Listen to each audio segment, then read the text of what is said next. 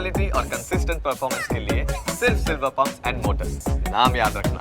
વાવ વિધાનસભાની પેટા ચૂંટણી અંગે મોટા સમાચાર સામે આવ્યા છે। 10 દિવસમાં જાહેર થઈ શકે છે વાવ બેઠકની પેટા ચૂંટણીને લઈને તંત્રે તૈયારીઓ શરૂ કરી દીધી છે।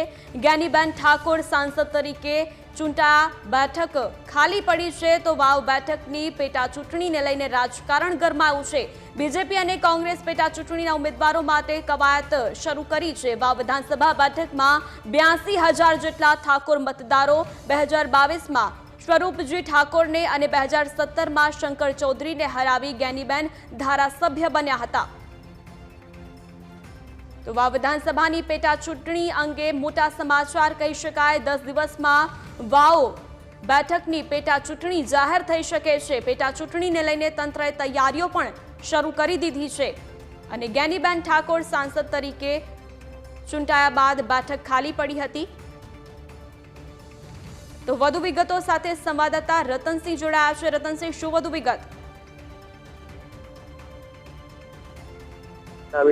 વાવ ધારાસભ્ય જ્ઞાનીબેન ઠાકોર સાંસદ તરીકે ચૂંટાયા હતા। બેઠક બાદ જે વાવની બેઠક ખાલી પડી ત્યારે 10 દિવસમાં જે વાવ વિધાનસભાની પેટા ચૂંટણીનું જે જાહેરનામું છે તે બહાર પડી શકે છે। ત્યારે પેટા ચૂંટણીને લઈને તંત્રની તૈયારીઓ પણ આદરી લીધી છે।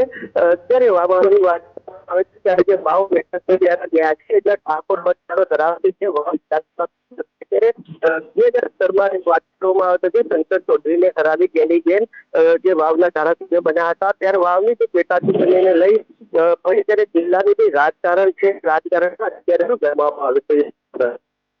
જી રતનસિંહ, સમગ્ર જાણકારી બદલ આપનો આભાર।